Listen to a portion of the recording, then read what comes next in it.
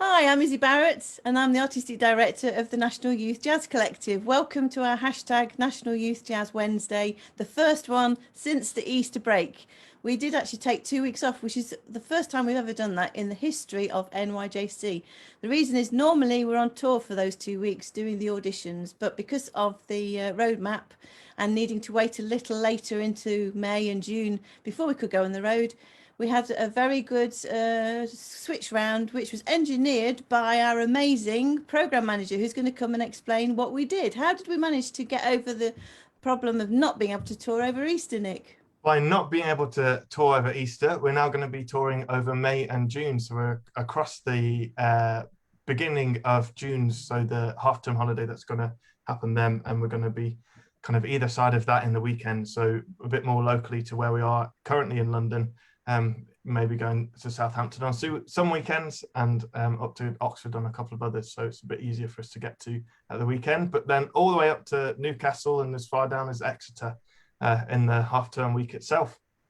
So it's the usual number of days, isn't it? And we're going to the same regions. You've had to engineer things so that we go to slightly different venues in a couple of areas, just because of the fact that we're now in term time, and that was causing problems for a few. But you found some fantastic venues, and I was really blown away today with two of the new venues when the joy and the enthusiasm with which they want to welcome us into their venues. And I think that's generally across the board, isn't it? All the venues are always very hospitable and welcoming and enthusiastic for us to be there. So the people that are auditioning, if you're watching and you've never worked with NYJC before, just to reassure you, and I know that you'll hear that during this hour and a quarter, it's a really friendly, supportive environment, and you are the main reason that we're there. So whatever is needed by the young musicians, we facilitate, and we want to really help everybody so that they are not feeling stressed and that they can be their true self.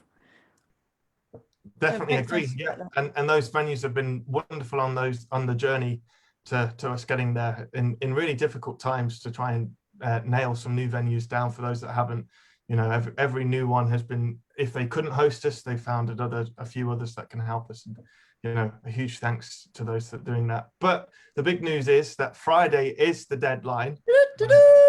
The deadline, so please do get in your application in by Friday.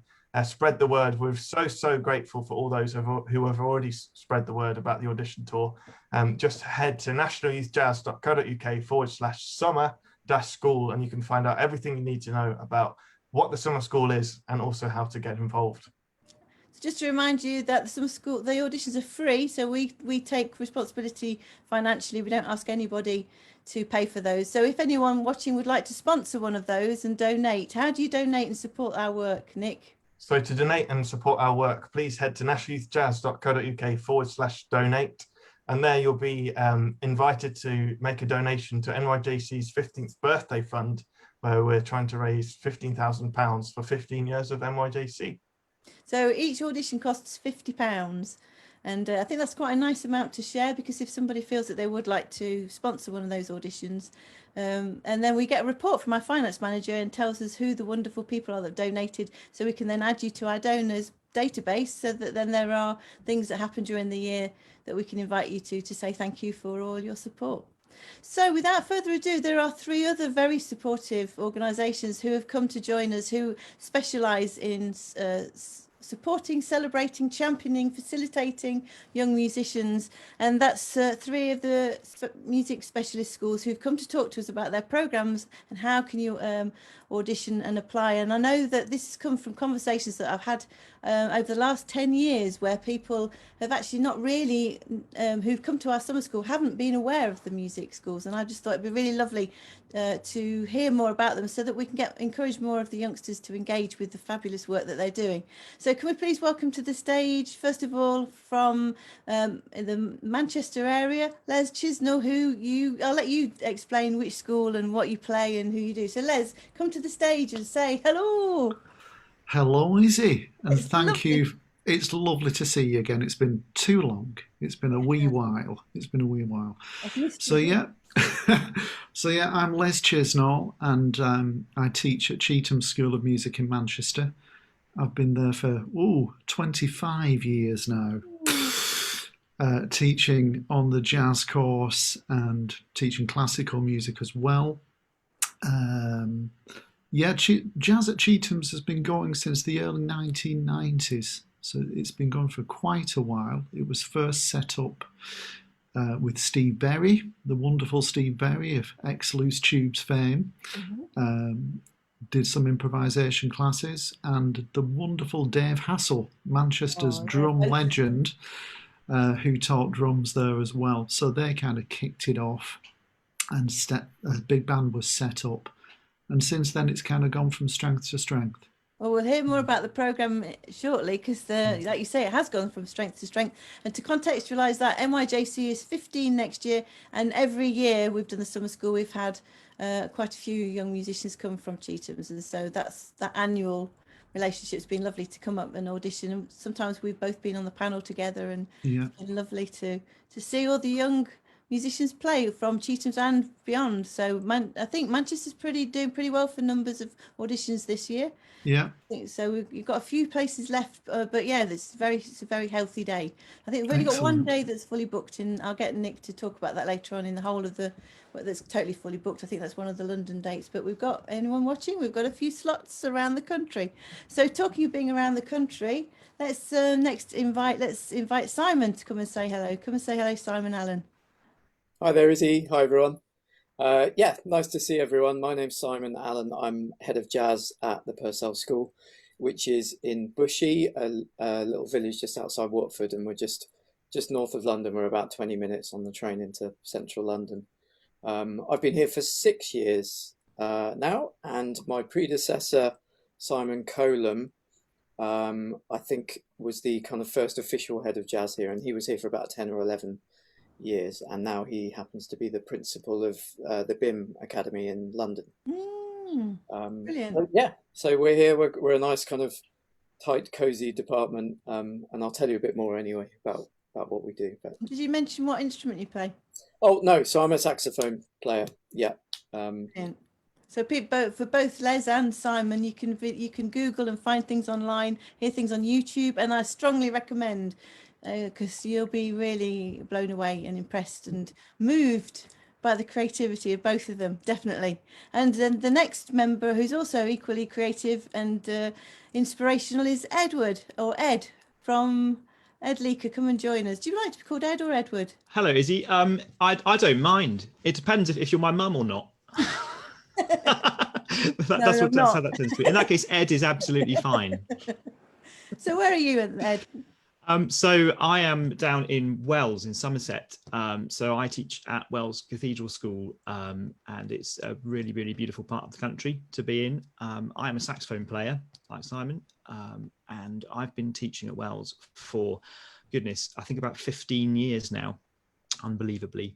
About 6 years ago, I became the head of Woodwind, and shortly after that, I became the head of jazz and popular music. So there's always been a jazz and popular music thread running through what we do at Wells, and just like Les was saying, there was a point in time where a big band had to be started, and then after that things gradually became more and more sort of formalized in terms of a course.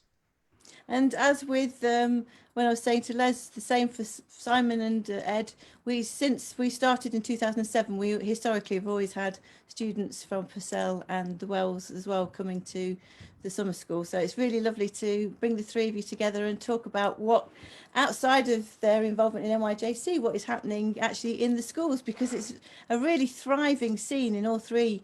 And before talking a bit more about it, I thought it'd be lovely to welcome the two musicians that are with us as well, one of whom actually went to the Purcell School and is now gone into the profession. I know that you're actually, Seth, come and join us. You're actually at the academy for a rehearsal at the moment, but tell us about which of the schools you studied at and what you've gone on to do since.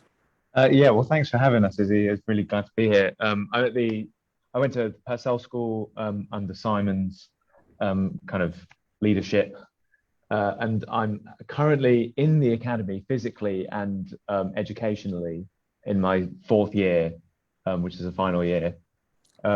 And I was lucky to come from the junior academy as well when I was a teenager, and it was there that I heard about the Purcell School for the first time, and also NYJC, and that was how I came to be involved in NYJC summer schools as well, and auditioned for Purcell in 2015, I started in 2015 to 2017 for the sixth form, and then came straight into the academy. A lot of the other people at the academy on my course are also from the Purcell School or from Junior Academy. So it was, we'll talk more about it later, but it was definitely a sort of inspiring relationship to form with all the other students on the course at such a young age. You know, it was amazing.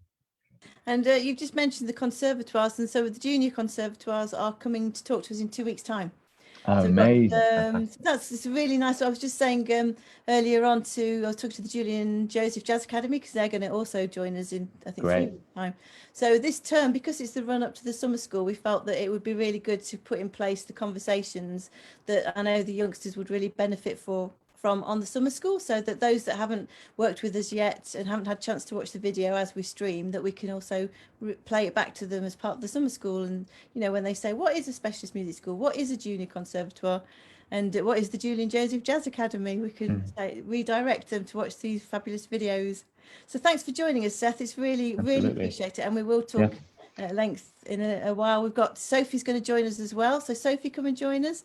We've seen Sophie a couple of times. You've been with us partly because you're on the summer school, which was online this year, but then also you've been back to talk about the creative leadership ensemble as well. So it's great to see you, Sophie. And which school was it that you studied at?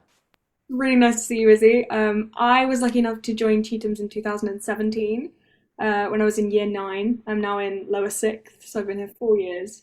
It's been an absolutely wonderful experience. You know, moving away from home, especially at such a young age, was quite daunting at first, but really immersing myself in this world. We're going to speak a little bit about the jazz scene in Manchester as well. It's just been so great to have all of that influence surrounding me. Before I came to Chet's, I'd not really played jazz before, so it's been absolutely huge in immersing me in that world, teaching me loads about it, and obviously then leading on to things like joining NYJC and taking part in Creative Leadership Ensemble. It's been wonderful. So Les, what is a specialist music school? Well, good question. I don't get asked that often, but a specialist music school is really just a school that has music as a primary focus, but it still has all the academic rigour that you would expect at any other school. So all the students still have to do the normal quote-unquote lessons, or the maths and English, or the GCSEs, but music is given a kind of special place within the curriculum.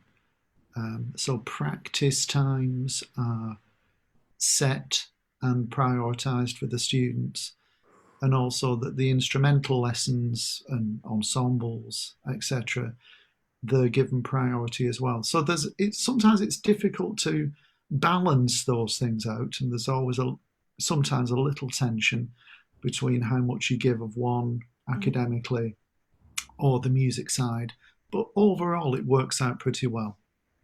And with that, Simon, how many would you say, generally speaking, what percentage is residential, and how many of them are coming from home to study with you? Most of them?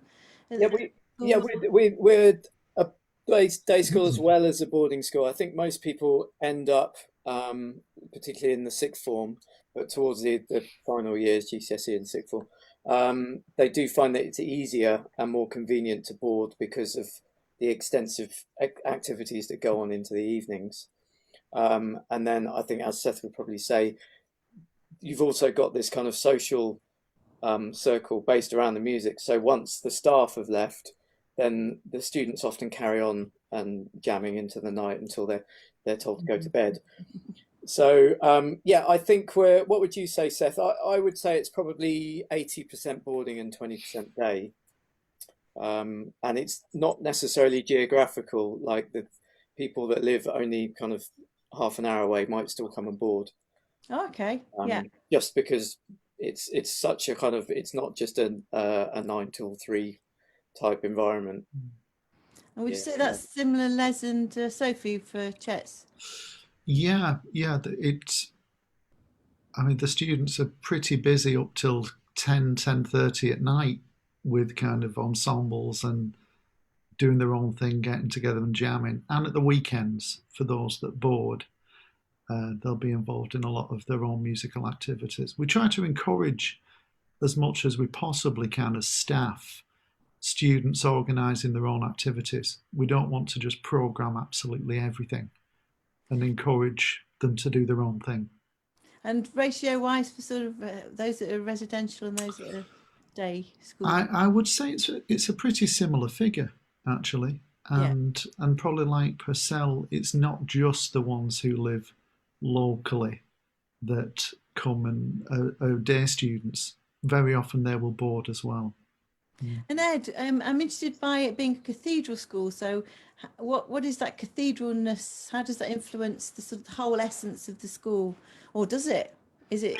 It doesn't. It doesn't. I think in some ways, I know our director of music, and I'm sure he'll watch this and put me straight later on. But it's we've sort of got three strands. We've got how best to say it, a normal school is the best way I have to describe it, and then a cathedral choir school, and there are the choristers who study at the school. And then there's the specialist music school. So in a way, we've got a specialist music school, and it's sort of attached to a normal school. I think there's always that slight sense with the word cathedral that sort of spreads out into everything we do. But it does in some ways, but not in others. It's a really stunning surrounding to study in school. And Sophie and Seth, Seth, were you a boarder as well, or were you a day school? Yeah, I had the opportunity to be a day school student because I lived fairly in North. Boarding worked better for me. I think we're struggling a little. It's going a bit. Yeah. I think I can answer for Seth. Yeah, well, Seth, he boarded. he boarded. Yeah, and but his family home. He's back. Oh no. Seth's family home, I think, is kind of northwest London. Is that right, Seth? Yeah, sorry everyone, I'm having academy Wi-Fi issues. But you still you boarded, didn't you? You were a boarder. Yeah, it was possible for me to have been a day student, but boarding was just better in. So Sophie, you mentioned about it being difficult. You felt it took a little while to adjust. You think that's generally, and what sort of did you notice about how do people, how do they manage that adjustment? Is it other peers around you who have already been there, sort of supporting you, and the sort of the welfare of the school is being mindful? How did you overcome that homesickness? I suppose initially, I mean, I'm originally from the Midlands, so it was never an option for me, unfortunately, to be a day student.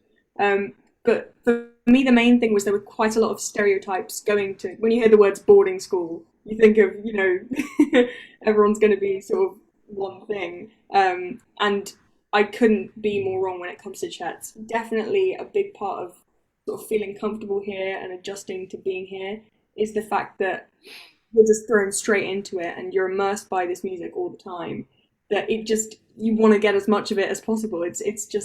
It feels so much nicer to be here. And then outside of those times, I mean, as Mr. Chisnall said, we go on till 10:30 in the evenings, but outside of those times, it still feels as though we're all in a communal musical environment, as we're all musicians and as we all can relate to each other in that way. And it didn't take me as so long as I thought as it would to feel just really comfortable and really lifted up by my peers and by the staff members and just surrounded by people who really have my best interests at heart. So it's the actual engagement of the music that's also helping you overcome that homesickness. That's brilliant. Well, I'm thinking it would be really lovely at some point to talk about auditioning and funding and all that side of things. But I think that sort of thing's difficult to contextualise when people still don't know much about the programme. So it feels naturally the next thing to talk about is what actually happens in the different schools and to get a bit of a deeper insight. So we're going to ask Simon and Seth, first of all, to talk about for about 10-15 minutes about the Purcell School and what goes on there. So Simon, might I hand over to begin with for you to give an introduction, and then if anything comes out of that conversation that I feel that might be missed, we'll ask some questions. But can we just say to everybody that's watching, please do send on the Facebook, do post any questions you've got, because we're here for you, and any questions you've got, everyone's very keen to answer. So Nick gets them through to us from on the chat, so we know that they are there. So there's already a little message for us waiting with a question. So over to you, Simon. Tell us about the Purcell School. Thanks, Izzy. So yes, just a little bit of background about the whole school. As I said, we're based in Bushey, which is just 20 minutes north of London. The school has around 180 pupils, and we're boarding and we're day. We're based on quite large grounds with nice garden, big fields surrounding us. And the facilities we've got include a concert hall, smaller recital room, lots of practice rooms, and we've got a fully spec'd up recording studio as well.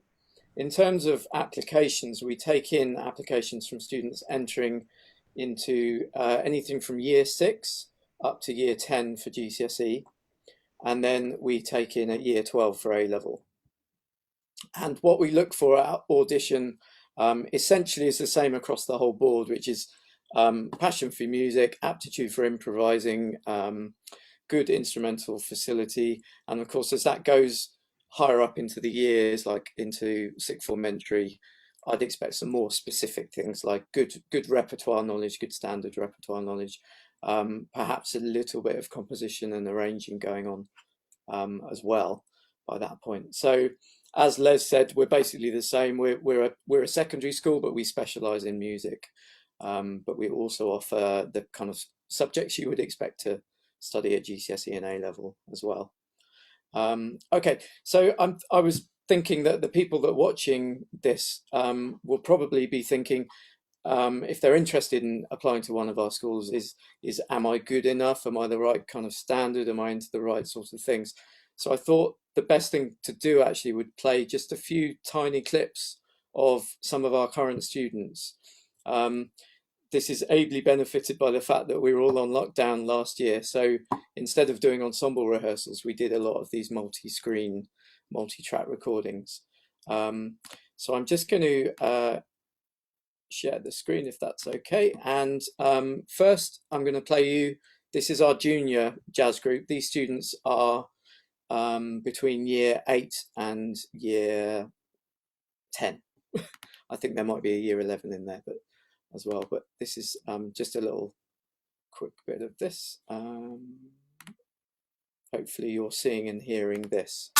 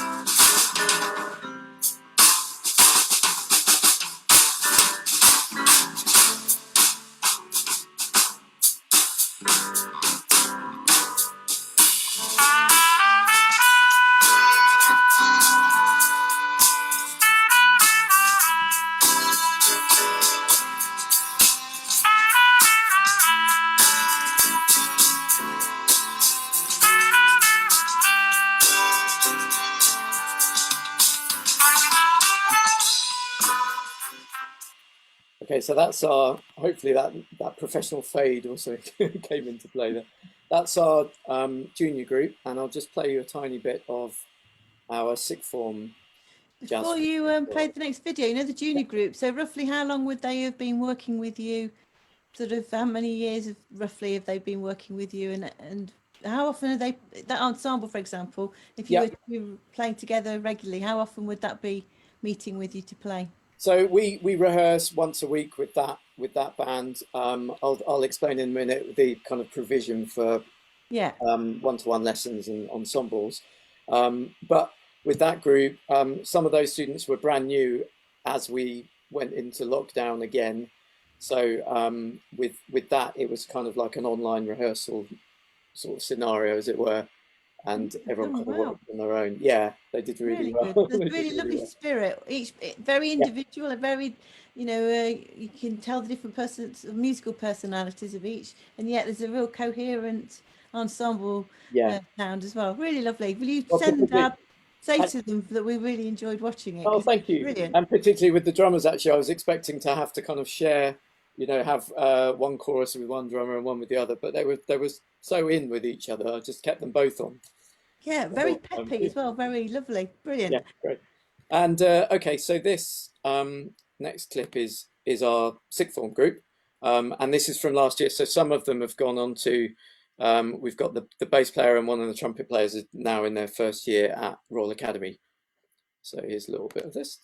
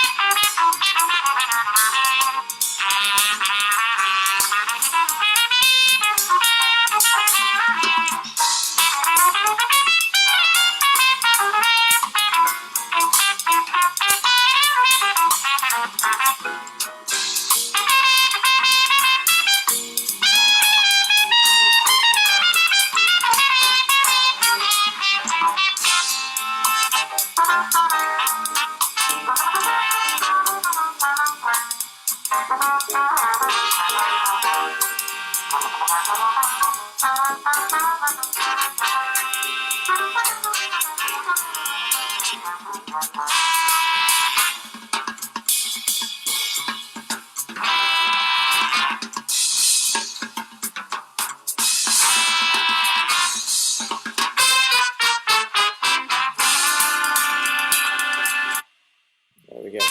Sorry, that was meant to be a fade. So that's our sixth form group there. Yeah.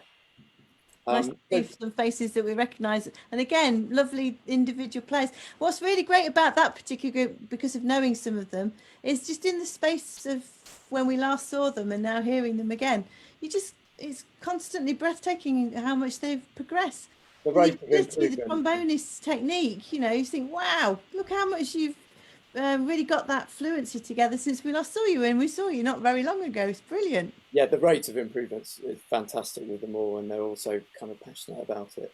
Makes it, yeah, delight to teach, really. Yeah, brilliant. So to talk about the kind of provision for a jazz student at Purcell, depending on the student's age and the number of instruments that they study, each student is I can have up to 3 hours a week of one-to-one instrumental tuition. So typically in the jazz department, this would be an hour or hour and a half on your principal study, and the remainder of the time can be taken up by things like second study jazz piano, composition and arranging, and other second and third studies. In addition, most of our students take advantage of the fact that we're so close to London. So on a Saturday, there's often a mass exodus of students, and they all travel down to the junior conservatoire jazz departments, and also to jazz groups like National Youth Jazz Orchestra, Tomorrow's Warriors, Julian Joseph's Jazz Academy, and NYJC, of course. So we very much encourage this. It's definitely kind of part of school life here to also do a junior department at one of the jazz groups or the conservatoires. Okay, so one misconception of Purcell and probably all of our schools is that it's expensive to go to a school like this. And it's not the case. We have bursaries available, and we are part of the MDS scheme, the Music and Drama scheme, which means that some students pay very little and some students pay nothing at all. So we take our students primarily on their skills and their potential. It's not a financial background thing at all. We've got a wonderful... The MDS scheme is basically, it's for everyone that's watching, it's a scheme that goes across all of the music and dance scheme schools so that everybody can offer those bursaries. I think the scheme gives each of the schools sort of bursary money to subsidise for places where people can't afford to pay. So yeah, that's right. Yeah, across the board. Yeah, it's a fantastic scheme that we're very lucky that in these times we're still it's still going on. So that's we used it to model our own bursaries for the summer school. So that it's in line with what you guys are using as well. Oh right, brilliant. Yeah. Okay, so we have fantastic teaching staff here on the jazz faculty. which people might like to know about. It's all on the website. We have Steve Waterman and George Hogg, our trumpet teachers, John Turville and David Gordon on piano, Sebastian de Crom on drums, Ollie Hayhurst on bass, Jackie Hicks is our singing tutor, and I teach saxophone here. We have regular workshops as part of our termly provisions. In the past, we've had masterclasses by people like Orphy Robinson, David Higgins, Tom Corley, Ralph Sounds. Gerard Presenza comes in every year and does a masterclass with us. And I'm also very keen that our students are aware of the British lineage and heritage of jazz, and we're lucky that the great Alan Skidmore is a kind of close affiliate with the school, and he comes in, does masterclasses and talks about his fantastic career as well on a regular basis.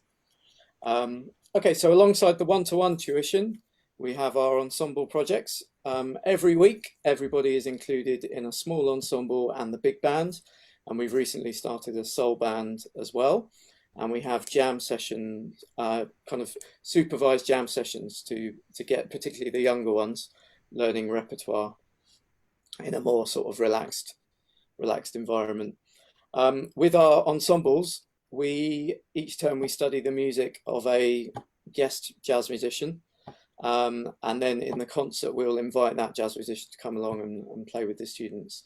So in the past we've had people like Lawrence Cottle, Clark Tracy, Colin Towns, Chris Montague and Kit Downs doing their troika material, Brandon Allen, Gareth Lecraine and Julian Arguelles, loads of other people. And the brilliant thing is, in some cases, these performance opportunities for the students have led to the students actually getting professional work with the guests, because they're so knocked out by the standard of the students. So because of that, we had Pete Long come in to do his Duke Ellington projects. He was knocked out with Daniel Hyam on trombone, so now Daniel's part of the Ronnie Scott's big band. Sean Payne, fantastic alto player, was offered gigs at Ronnie's after Alex Garnett heard him when Alex came to guest at a concert. And Alex Ridout and Sean Payne were asked to join Clark Tracy's quintet after Clark came in and did the music of his father Stan. So I've also enlarged my own band with members of the department before and taken them on tour, which is great. And Seth was part of one of our tours. In fact, Seth did the whole tour because Lawrence Cottle had some other gigs come in, and Seth stood in and did an absolutely fantastic job for I think we had it was a little 8-gig tour. Well, it'd be nice to bring Seth in at this point, because it's a nice segue. Seth, can we join us? And I'm wondering, what year did you go into Purcell School? Yeah, I hopefully you can hear me. So my videos, I need the host to enable my video. Sorry, I think I sent Nick a message. Yes, great, thank you so much. Here I am. Sorry about the problems. I've relocated. I should be good now. I started at Purcell when I was it was 2015, so I came for the sixth form. I started when I was 16, and it was probably the best thing I could have done for my musical education at that point, and I'm so glad that I went. It's completely game changing for the the kind of the short time since I left was only less than 4 years ago, and it's been like a total game changer as I've gone into the kind of working world and been like, oh my God, we got to play Kit Downs' music and how challenging that was, and Lawrence Cottle's music, and being doing the concert, and me and Lawrence are like trading all the rhythm changes, and I'm like this close from like one of the best bass players in the world. And when Ralph came in, and Ralph Salmon's the amazing drummer, and playing with Ralph, and I was like, I'm 17 and I'm just getting to play with Ralph Salmons. It was absolutely unbelievable. And the more I have distance from it, the more I kind of appreciate how amazing that opportunity was. And as Simon said, doing the tour with his band when I was in the upper sixth in my final year, and when it turned out that Lawrence couldn't do those gigs, it was like, okay, depping for Lawrence Cottle. I'm 18, best bass player in the world, can't do some gigs. Thanks, Simon. And playing with Tom Corley and Mike Bradley and Martin Shaw, these amazing musicians who I've looked up to as I've sort of heard their names around from my teachers and things like that as I was growing up. And it was really in the best possible way being thrown in the deep end. And you know, to this day, that's some of the most stretching, in a good way, musical experiences that I've ever had. Has been, it transcends a kind of educational experience, and is just like, I'm now working alongside these incredible musicians, and I would not have been able to even have a chance of having that experience had I not gone to Purcell. So I'm very glad that I did. And if you were to turn it the other way around now, as you're doing gigs in the profession, do you feel, because of that connection, that you can actually approach those older musicians to be in your projects? Yeah, of course. I've not. I've been very lucky to be working a lot as a sideman and doing a lot of things for other people's projects.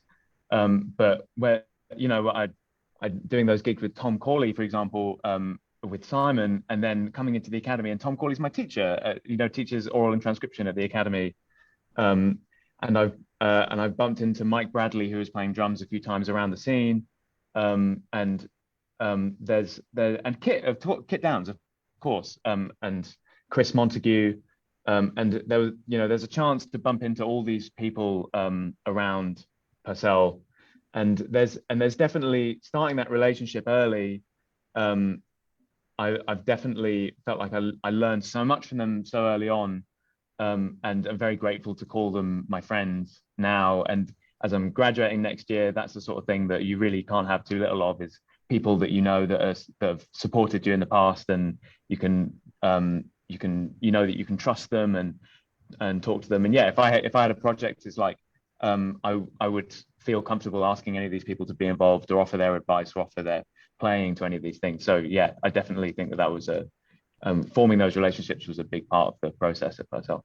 And Simon, that social side of things is really important in the music making, isn't it? It's such a fundamental part of it. Definitely. I mean, I often say to students a couple of things. One is that you'll potentially your first gigs that you're going to do are the ones that your teachers give to you, because they've got something else to do, or they're moving on to the kind of next tier of gig, as it were. And once you go into that, of course, you're depping for your teacher on a gig with their contemporaries, and that escalates your playing. And of course, they wouldn't put you on that stage if they didn't think that you were up to the job. Absolutely. So it's always a kind of big thing. And the other thing I'd say is that, as we all know, being a musician is probably 70% sitting around or driving places or waiting for the gig to start or waiting for the sound check. And you want to be in a band of people you love and people you really get on with. Absolutely. So personality and life skills and reliability, professionalism, all of that stuff is just equally as important as being able to play the notes on the page. And Seth is a shining example of someone who absolutely took all of that on board, and has now become someone that is at the top of their list for bass players, because we know we can rely on him. We know he'll play it right, of course, but we know he's a lovely guy to be around, and he's always going to be he'll make the gig. He's a committed person. I second that, definitely. Good to work with. And I'm wondering, there are lots of youngsters starting to send in questions, and I wondered if we could get Les and Ed to come to the stage as well, because there's a question for Simon, Les and Ed, each of you. The question is, I'm in year 12, so they're obviously, everyone's feeling ignited and excited by what you're talking about. I'm in year 12. Can I audition so that I can go into one of the programs in year 13, or is it too late? So maybe Ed first. Yeah, absolutely. The quick answer to that, as I'm sure we would all say, is absolutely yes. It's less usual to do that. Quite often musicians come along and they discover that specialist music schools exist halfway through A levels or halfway through GCSE years. And obviously, from an academic point of view, it's not the best possible thing you can do. But if you want to be a musician and you want to be involved with musicians and do all the kinds of things that Simon's talking about, meeting peers who are like-minded, meeting some fantastic teachers, so on and so forth, then absolutely it's the right thing to do. And quite a few people actually end up maybe starting a year late. So they might do 2 years of sixth form, but they'll start and then have like a year out, but they'll do it at school. So there's so many flexible ways of making that work. Would that work at Chet's, Les? Could somebody audition for year 13? Yeah, someone could audition for year 13, and if they felt that they needed an extra year, a year 14 is possible. Or even part of a year 14. Some students elect to do the first term as a year 14 and then audition for somewhere else. Some will do the whole year if it's needed. Great, I didn't know that bit. I'm learning myself a lot about all of this. Simon, same at Purcell? Yeah, pretty much the same answer as Ed, actually. It's unusual, but it's not a hard and fast no. Sometimes the advice would be, if you really want to come here, then coming and doing halfway through your A levels is actually more of the complication than anything else with the school. Right, so yeah. sometimes we'd maybe advise, maybe you want to kind of just start again as a year 12, take the rest of the year out from the school or whatever, and then you've got that time to practice as well. Brilliant. But yeah, it's never a no. Oh, great. Yeah. So Les, I'm wondering whether you might tell us about what happens in Chetham's, and also one of the things that I've heard time and time again. So I set the jazz course up in 1999 at Trinity. That was our first year there of the jazz degree, and then obviously setting up NYJC. And being a touring musician myself, I know the lay of the land, and I know what a lovely, fantastic pockets of creativity there are all around Great Britain. And yet the thing I hear time and time again, whatever the age is, but I want to go and play in London. And I'm like, but don't cut your nose off to spite your face. Les, tell us about the jazz scene as well, if you could. That'd be wonderful. Well, yeah, you don't have to go to that London, is it? that London, it's overrated, You've just got to watch out for that. No, Manchester has had a really great jazz scene since the early 1950s. There's a trombonist, I can't remember his name now, but he wrote a really great book about the bebop scene. Oops. We've lost Les. I'm gone. Can you still hear me? Hang on, just let me start my video. I'm on. Right, hang on. Okay. So there was a trombone player. Yeah, trombone player. His first name's Peter. He lives in the Netherlands. Someone may know him. But he wrote a great book about bebop, the scene in Manchester in the 1950s. And so it's been there for a while. And there's always been some great jazz clubs. Everyone will know Band on the Wall, obviously. Mm-hmm. And there is Matt and Fred's, and there's a whole host of other jazz nights that go on within Manchester and the wider Manchester area. So it's not as concentrated as London. It's venues around the whole of the Northwest within the orbit of Manchester, kind of extending out to Liverpool, to Cheshire, into Lancashire, into West Yorkshire. So it's that whole orbit that encompasses the kind of Manchester scene.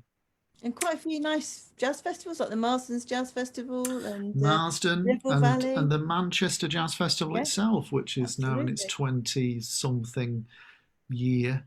And in terms of further jazz education, I run a summer school with Mike Walker and Ian Dixon in Altrincham, which is in Cheshire. And we do that as an annual jazz summer school. So there are other things alongside Chetham's. There's jazz at the RNCM and at Manchester University as well. So there's a very good scene. And Chetham's, just before the lockdown, actually, just before the lockdown started, had started a weekly jazz series in the new Stoller Hall, in Chetham's new concert hall. And so that would be every Friday evening.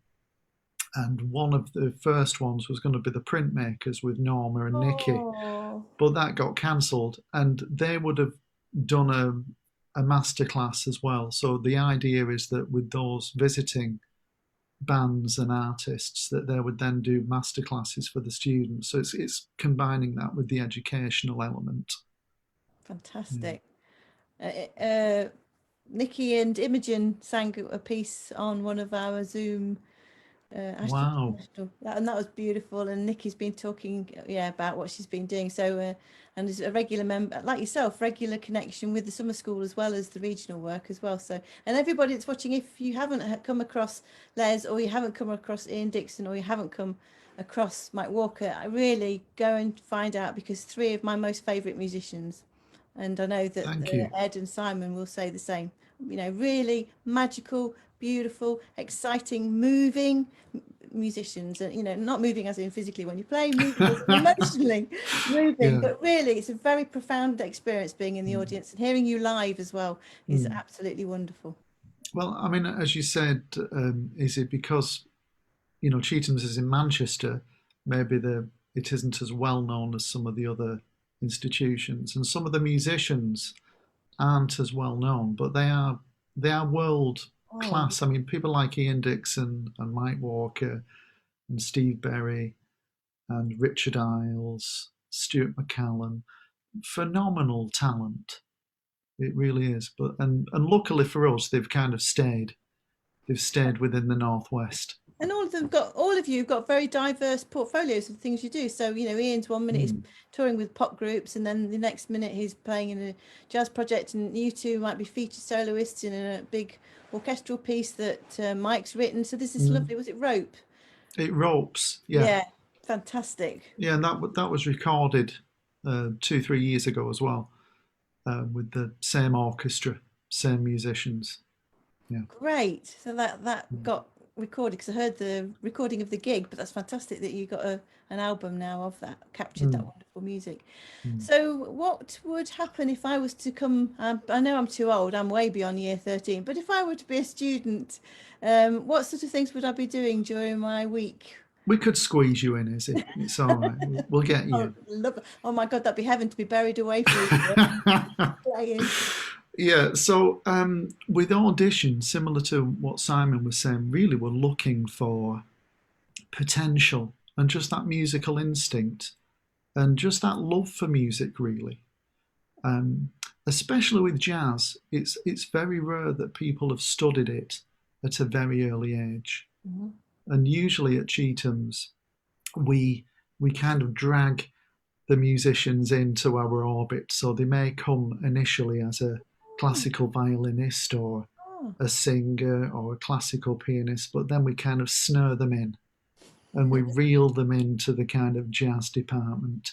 So that tends to be one of the big things. So for example, when I first started at Cheatham's, and Gwilym Simcock was one of my first students there, and he was joint classical piano and French horn initially.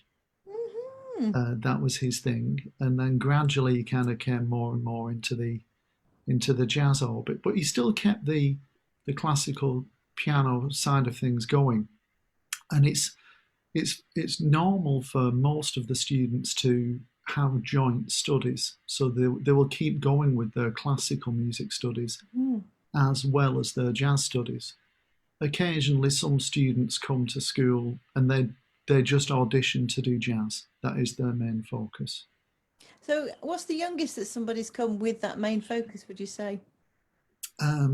Well, one of my students was Mathis Picard, pianist, and he came to Cheatham's when he was 10.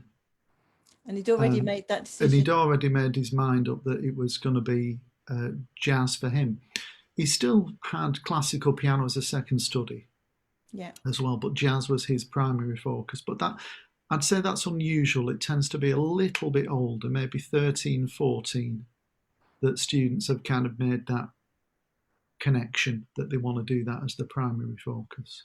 What if I was a cellist, or if I was a bassoonist and I passionately wanted to become a jazz musician? Well, there you go. We currently have a really great cellist at school called Cubby Howard. Oh, Cubby, yeah. You know Cubby? Yeah. And so Cubby obviously started as a classical cellist.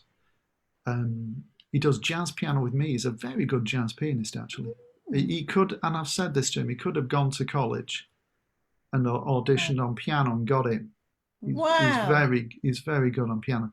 But as a jazz cellist, he's kind of really flourished and found his own voice. and I think he's already been. He'll be applying. Well, he's already applied for conservatoires now, but he's already got some gigs lined up with Johnny Mansfield, who's an ex-chess chap. Yeah. I think they want him to join the Elftet band. So I actually got a text from one of his cello teachers saying Cubby's got into Guildhall. Right. Okay. So that's very Okay, exciting. there So you all go. that goes on behind the scenes. Everyone getting very excited about it. That's the nice thing about NYJC. That everyone's invested in all the youngsters, and so when there's a good news story, the youngsters are shy of telling it. There'll still be text messages coming in to NYJC. Yeah, and we have other instruments which with violin, Dominic Ingram, who used to be at Chet's, and currently we have another violinist called Charlie Howells, plays violin and viola, excellent jazz violinist. So there's that as well. You know, you get I suppose the non-standard. I know jazz violin has got a bit more of a lineage, but cello doesn't really. Yeah. So So if an instrumentalist came along and said they genuinely wanted to play jazz on their instrument, there would be no barrier. And I'm sure. No barrier at all. Great news. When Steve Berry does his weekly jazz improvisation classes, he has everything in there. You know, he'll have a oboe, clarinetist, bassoonist, bass trombone, all sorts of instruments, which and musicians who are not normally used to doing lots of improvisation can have the opportunity to kind of come into those classes and experience it for the first time. Because for a lot of those kids coming from a classical background, there's still a fear of improvising and not playing from the written score. So that we kind of encourage everybody to come in on that. I run a weekly class for classical pianists to improvise, but to improvise from a classical perspective.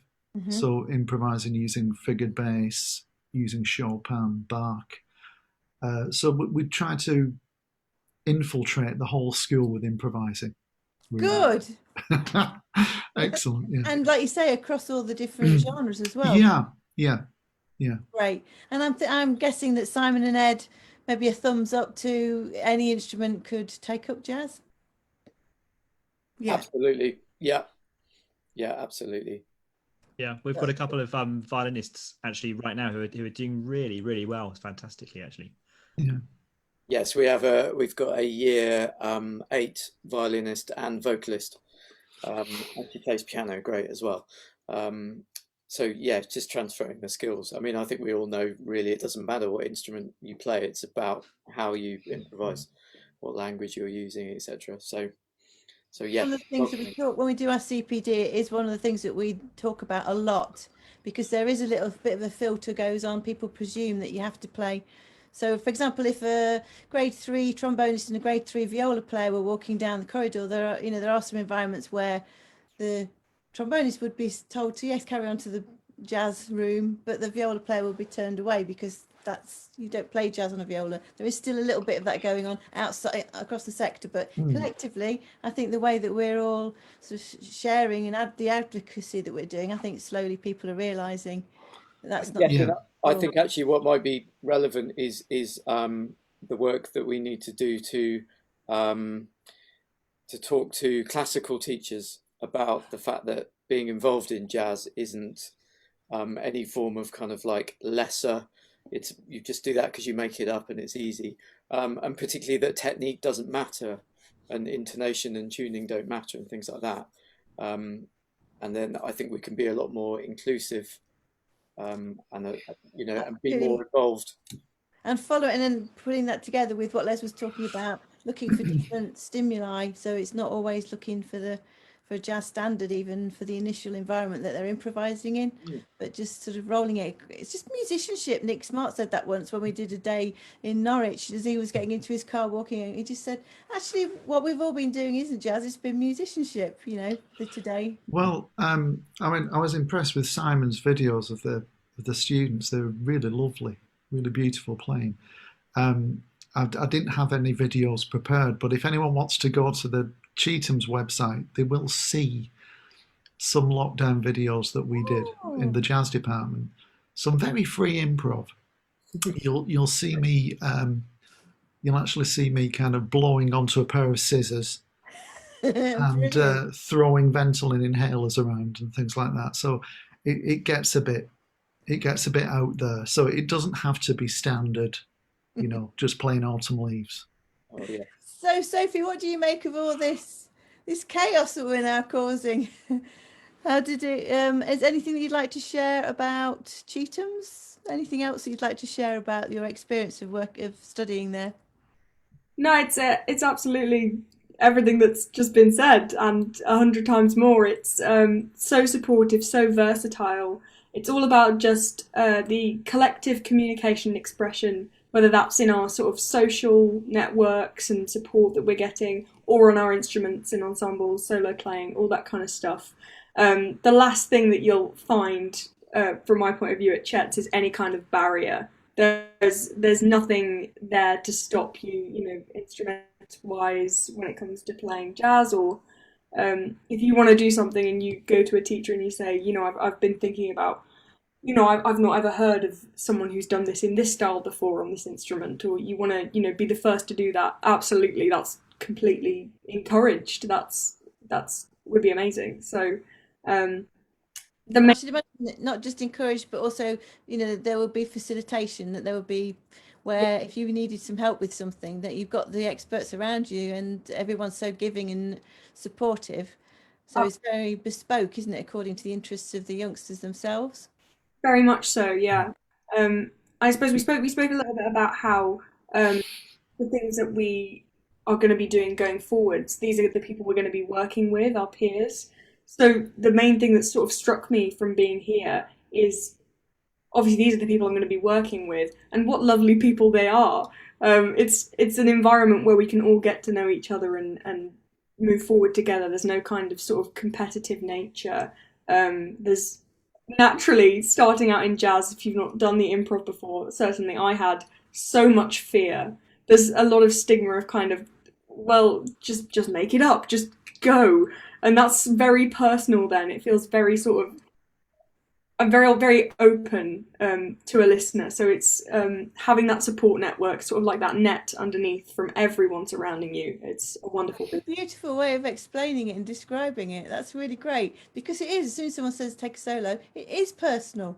And that's a really wonderful way of putting it. Seth, I'm mindful of the fact that you're going to be heading off to do a rehearsal. So before we move on to Wells and Ed to talk to us about what happens at Wells, Seth, might you come and say goodbye? And also, what is it you're going to be doing at 7 o'clock? Yeah, of course. Well, it's getting up to final recital season for some of us fourth years. So I'm rehearsing for one of the other, the pianist in my year is rehearsing for his final. And so it's getting to sort of crunch time, and we're all sort of getting ready to be launched into the world, which hopefully things will be starting to happen again in the summer. And so. And I thought that was beautiful, the way that Sophie described what it is we're actually doing when we're playing and improvising and putting ourselves forward. That personal, that relationship, that everyone's being personal within, and that collective personalness. So who's in your group that you're going to be rehearsing with now? Oh, it's the rhythm section from my year at the Academy. Is an amazing pianist called Matt Carter on the piano, and Luca Caruso on the drums, who did a few.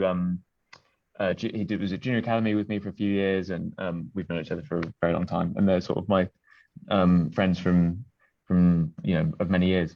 Right, yeah. Matt was he came and did the summer school. Oh, of course he did. Yeah, of course he did. A while, he took some time out, and he was playing with musicians before. He did. He took 4 years out to do be a working professional. Really good. And then came back and did a degree, which is amazing to have him here. We'll send them our best wishes, and I'm going to be getting in touch actually with all the alumni, because it's our 15th birthday next year. So amazing. We'll all be hearing from us. So have a great rehearsal. Great, thank you, Izzy.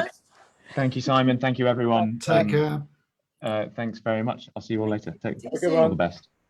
So Ed, Wells Cathedral, it's a beautiful part of the world. So is where Les, you're actually outside of Manchester, aren't you? Where are you? You're still in St Anne's, Lytham St Anne's, is it? Oh, it's not that posh. Is it? I'm in St Helens. St Helens, that's it. So That sounds posh. It sounds very posh. I'm actually very near Haydock Park Racecourse, which sounds even posher. It does. But it's not. We'll just Anywhere pretend. that you are. We'll pretend. Yeah. Anyway, Ed, let's hear about Wells. Indeed, and indeed. what Lovely the to programme- hear Seth mentioning Matt Carter. He's a friend and colleague of mine, an example of one of the fantastic jazz musicians that you can find in the West Country. I suppose really, London, everything is really condensed, and I suppose it is to some extent in Manchester, but there are some fantastic musicians in the West Country. Just as I say, they're much more spread out, and as Simon said, there's a lot more trees.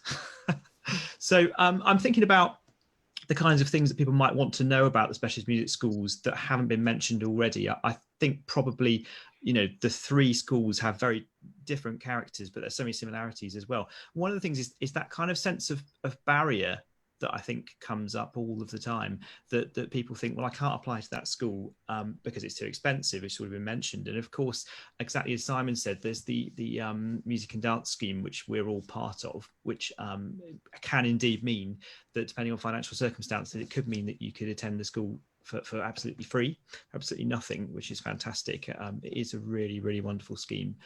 And also people are unsure of what the standards should be and how they should audition. There's a couple of things here. I think one of the first processes with auditioning is always making some kind of contact.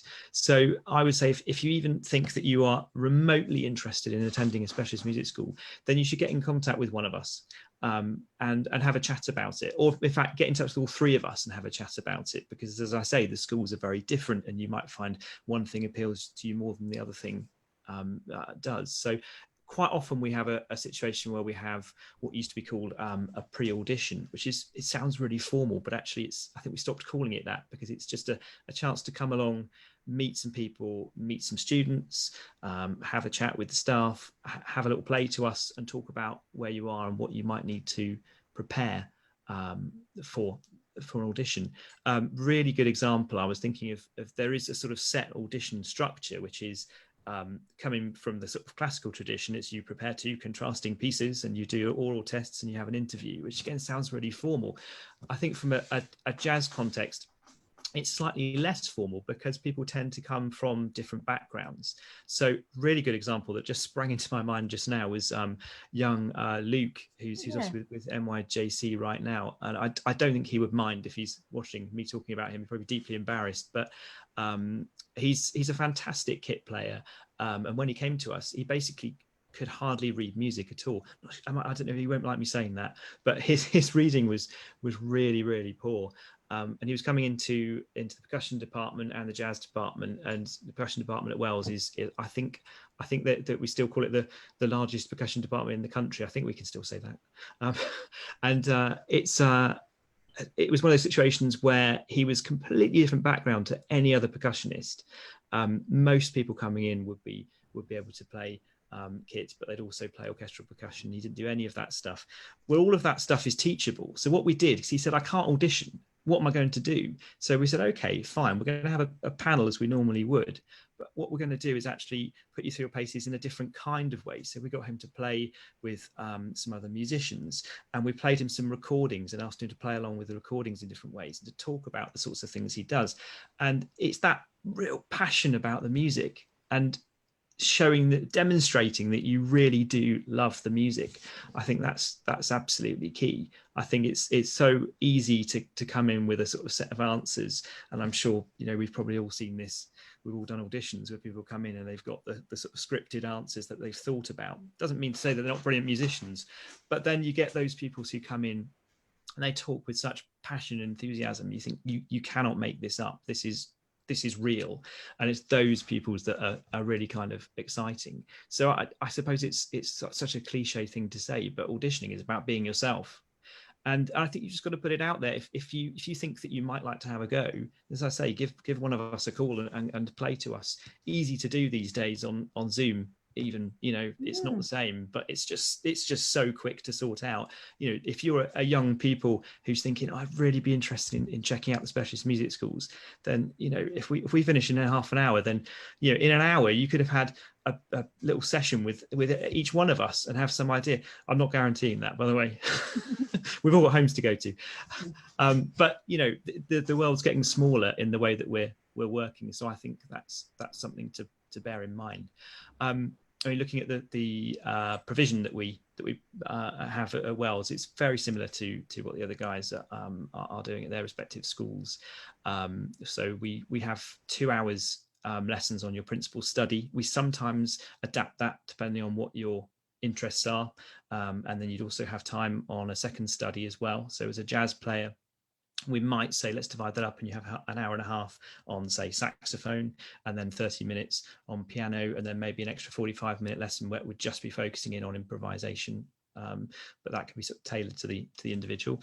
And then we have two big bands. There's a training big band, which is called Jazz Ensemble, and the main big band, which is our jazz orchestra, which is where I suppose jazz started at Wells. Really, it was at that point where people said, hey, let's start a big band, we really need to be playing jazz, many years ago, and then everything sort of grown from that. Everybody does some sort of traditional study as well. By that I mean they'll play some classical music as well. So if you were a trumpet player, you would be expected to serve at least some time. That sounds terrible. Serve at least some time in the symphony orchestra, and gain all of those important skills, exposing yourself to different types of music, but also gaining some skills that help you to get a job and hopefully get a place at music college before that. Weekly improvisation classes, weekly small combos. I've got some fantastic staff on the team. As I say, we're not in London, so we don't automatically have those guys and girls on our doorstep, but we do have a huge stream of people visiting. Many of our staff actually do come down from London each week, and there's a huge sort of music social scene in Wells on certain days and evenings, because we've got so many people down who are all visiting to teach. And we're lucky to have quite a few people on our doorstep. We've got quite a good association with people like Ian Ballamy, lives about 30 minutes down the road. Pee Wee Ellis, the godfather of funk, he's just down the road as well, and does a few things with us. John Law, pianist. Jason Rebello is often in doing things for us as well. So that's really good stuff. Loads of visiting artists. Someone mentioned Johnny Mansfield earlier. He's been doing some stuff with our Vibes players recently. We had Tommy Smith down last year. John Turville came in with his band. Martin Speake's been recently. Julian Arguez did some stuff with our big band as well. And we're really fortunate that in the last 2-3 years, probably 3 years ago now, we've been gifted this absolutely incredible concert hall, Cedars Hall, which is just a state-of-the-art venue. So basically we can bring in anybody we like now, which is fantastic. Before that, we could just say, well, we've got the Cathedral, which is incredible, but obviously not the best place for playing jazz. It can be interesting from an improvising point of view, but not great for a big band, as you can imagine. So now we've got this hall where we can host concerts from international artists. There's a constant rotation of artists coming in to do things, and we can host our own concerts, and the whole building transforms into state-of-the-art recording studios, doing a lot of recording, as you can imagine. During lockdown, that's been a useful tool as well. So likewise, Simon's so well organized. I didn't have these clips to show, but again, as Les said, do go to the Wells website and have a look as well if you want to check out what's going on and the sorts of things that we are wondering about. Performance opportunities for all three of you, because it sounds like you've got fantastic regular performances in the schools themselves, but I'm wondering, are there sort of relationships that you've got with venues where you also take the youngsters out to play outside of the school? Simon, at the Purcell School? Yeah, but the school as a whole school, we've got relations with. I mean, locally, the Watford Coliseum, the school will use once a year, or probably more than once a year. Cadogan Hall, places like that. Within the jazz department, I've taken them down to the 606. We did a lunchtime gig there. Nice. So yes, yeah, there's always things. Of course, we all know it's all kind of been put on hold and no one really wants to book anything in yet. But there's Yeah. plans to definitely return to all that. Yeah. And in Cheetham's? Well, yeah, we've got the jazz clubs like Band on the Wall and Matt and Fred's, but also Bridgewater Hall isn't far. Yeah. Manchester Cathedral, which the school is actually affiliated to. It is a kind of hybrid cathedral school. Cheetham's, all the choristers come to Cheetham's for their academic and musical education. Oh, I didn't realise that. So it's only kind of 100 yards away from the school building itself. So you could sonically actually hear it. Yeah. So there are always lunchtime concerts and recitals going on at the cathedral.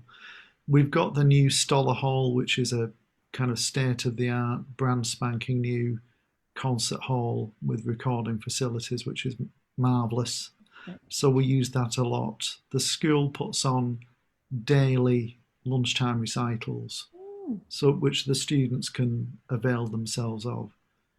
Plus, the students will go to other places like the Royal Northern College, Manchester University, to Leeds Conservatoire. We'll do some lunchtime gigs there. So yeah, it's pretty busy.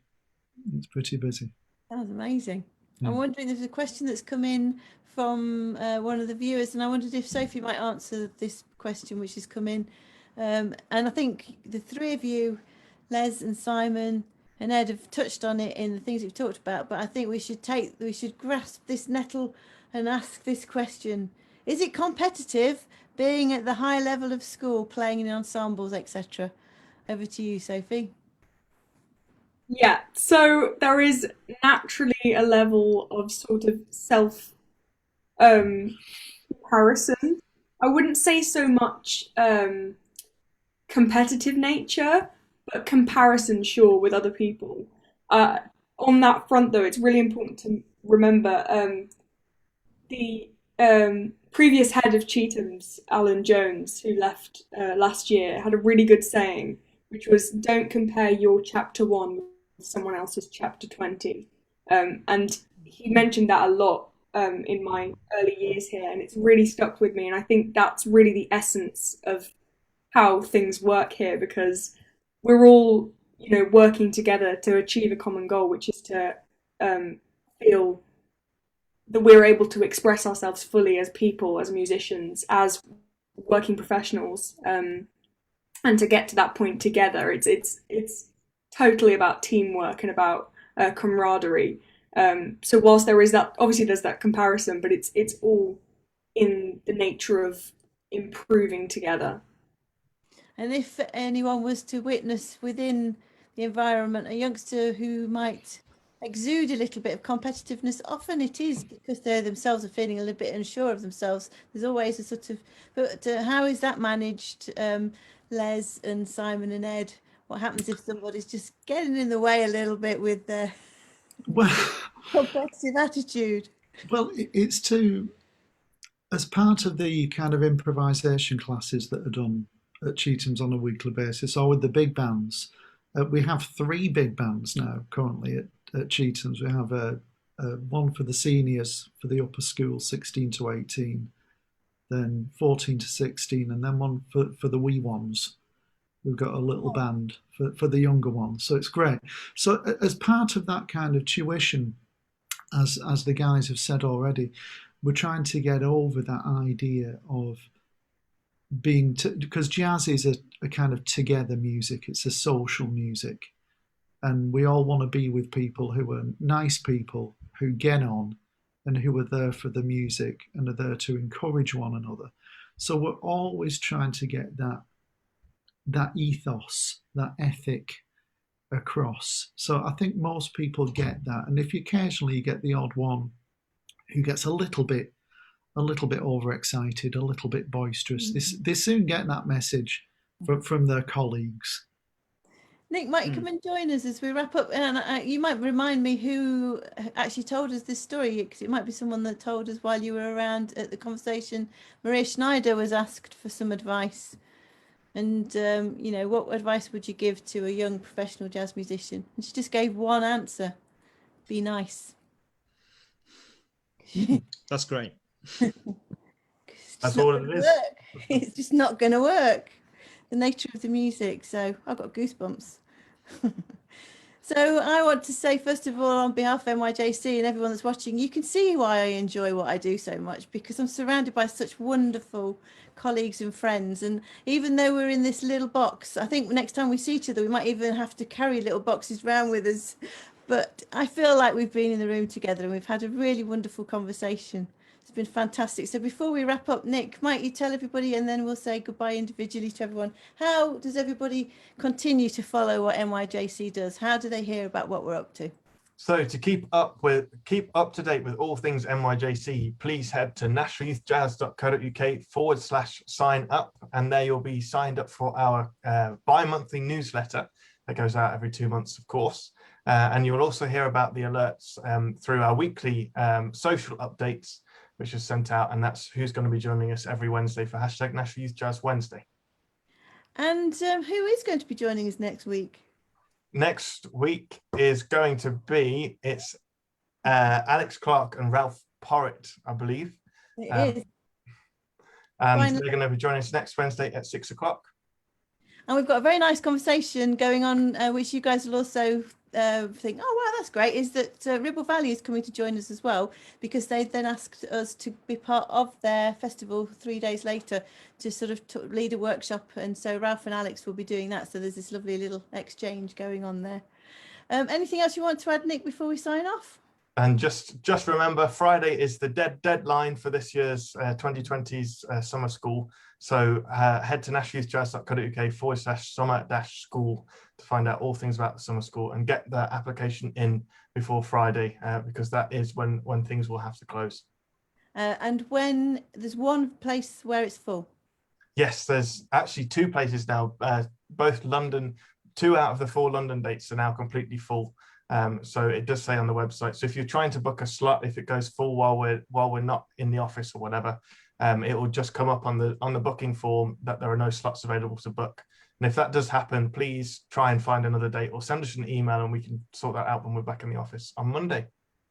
Great. So sadly, I don't want to say goodbye. I've enjoyed this conversation so much, but I know you've all got other things to go and do. So can I say from NYJC, not only thank you for taking part in this conversation, but thank you for everything you're doing for young jazz musicians and for the relationship that we've all got, because it's something that we are so grateful and we love it so much. So thank you so much for being part of the NYJC family, and likewise. So can we please thank Ed? Thank you very much.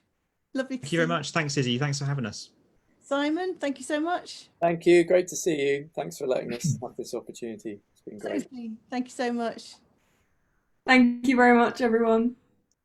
And Les, I really look forward to the next time we hook up. It's just because, particularly Les, it's such a long time since we've seen each other. It is. It's been a while, is it? But thank you for having me. Thank you for giving us all this opportunity to talk about the specialist music schools. It's great. And I'd like to find an opportunity for all of us to work together so that we can work outside of the specialist schools and we can do more professional development for teachers and engage with youngsters. So I will be in touch. I've got a board meeting where I'm making a presentation with some of those ideas, and then I'll be back in touch so that we can collectively work together. But for now, can we all thank Nick, who's been working his socks off to not only set up the audition tour for the Easter, but then suddenly to discover it can't happen then, so you've got to move it all into the next term. So bravo, Nick, and I bet you'll be glad when the date closes on Friday so that you can actually now go to the next step of working with the young musicians and getting them safely. And we've got meetings with the National Youth Music Organisations. All of us are meeting tomorrow to talk about the COVID safe and the risk assessment. So just come and see us, because you'll be in safe hands. We can't wait to see you. Loving and leaving you all. Joe, come and say a quick goodbye as well. Joe's our intern from Cardiff University. How did you enjoy the conversation? I've been here this whole time. Yeah, it was great. It was very insightful. It was great. Any quick headlines of anything that you've spotted? No headline. Not really. I don't think so. A bit about being nice. Joe doesn't have to learn because he's been fantastic for all this week. So you're definitely already of the idiom. Thank you very much. So everybody, look forward to seeing you next week. And I'm going to say good night and goodbye, but not for long. See you soon. Ciao. Bye now. Bye-bye. Bye. Bye-bye. Bye.